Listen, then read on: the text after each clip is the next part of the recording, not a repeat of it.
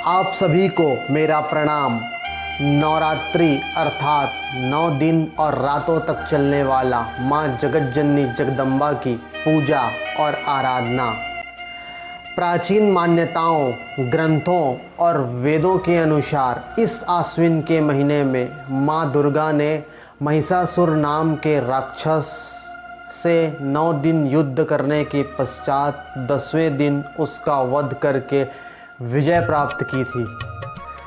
त्रेता युग में जब भगवान राम और रावण का युद्ध अंतिम चरण में था, तब मर्यादा पुरुषोत्तम श्री राम ने रामेश्वरम में समुद्र के किनारे 9 दिनों तक माँ जगत जननी जगदम्बा की उपासना की, पूजा अर्चना की और लंका में विजय प्राप्त की।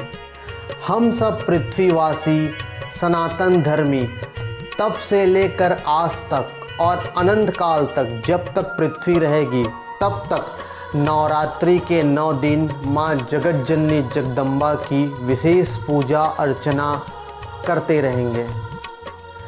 द्वापर युग में कंस और त्रेता युग में रावण जैसे अहंकारी, अत्याचारी और अधर्मी असुर साम्राज्य का अंत करने के लिए मर्यादा पुरुषोत्तम श्री राम और मुरली मनोहर भगवान श्री कृष्ण ने जगत जननी जगदम्बा की उपासना की थी।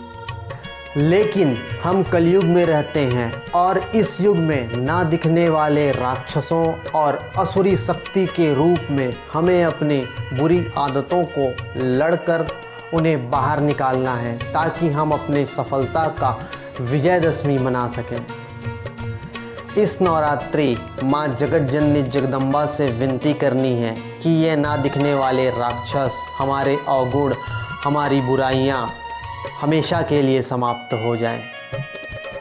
अपनी छोटी सी बुद्धि के अनुसार आइए हम देखते हैं कि माँ जगत जननी के 9 रूपों से हम क्या सीख सकते हैं और अपने जीवन में उतार सकते हैं।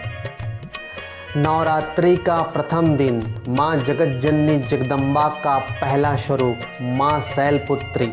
जब हम हाई वाइब्रेशन में होते हैं, जब हम दिव्य चेतना का अनुभव करते हैं, जब हमारे शब्द और सोच सर्वोत्तम होते हैं, तो हमारे भाग्य का उदय होता है और सफलता हमारे लिए निश्चित हो जाती है। नवरात्रि का द्वितीय दिवस माँ जगत जननी जगदम्बा का दूसरा स्वरूप माँ ब्रह्मचारिणी। ज्ञान, तपस्या और वैराग्य परम आवश्यक है सफलता के लिए। बिना त्याग, कठोर परिश्रम और बिना ज्ञान के सफलता से हमारी दूरी बढ़ते जाती है। नवरात्रि का तृतीय दिवस माँ जगत जननी जगदम्बा का तीसरा स्वरूप माँ चंद्रघंटा मन को एकाग्रचित करने की शिक्षा देती है। एकाकी की भावना से कोई भी कार्य करने से सफलता निश्चित हो जाती है। नवरात्रि का चतुर्थ दिवस माँ जगत जननी जगदम्बा का चौथा स्वरूप माँ कुष्मांडा। दुनिया गोल है, पृथ्वी गोल है। जो भी कर्म हम करेंगे, चाहे वह अच्छा हो या बुरा हो, लौट के हमारे पास ही आएगा। कर्म करने में हम स्वतंत्र हैं, लेकिन फल भोगने में नहीं। इसलिए कोशिश करें कि हमेशा अच्छा कर्म करें। नवरात्रि का पंचम दिवस माँ जगत जननी जगदम्बा का 5वां स्वरूप माँ स्कंद माता। व्यवहारिक ज्ञान को सामने लाकर कर्म करें, निश्चित ही कर्म फल अच्छा होगा। नवरात्रि का षष्ठम दिवस माँ जगत जननी जगदम्बा का 6वां स्वरूप माँ कात्यायनी। ना दिखने वाली चीज़ें ज़्यादा महत्वपूर्ण हैं। अगर हमें दिखने वाली चीज़ों को बदलना है तो पहले हमें ना दिखने वाली चीज़ों को बदलना होगा। नवरात्रि का सप्तम दिवस माँ जगत जननी जगदम्बा का 7वां स्वरूप काल रात्रि।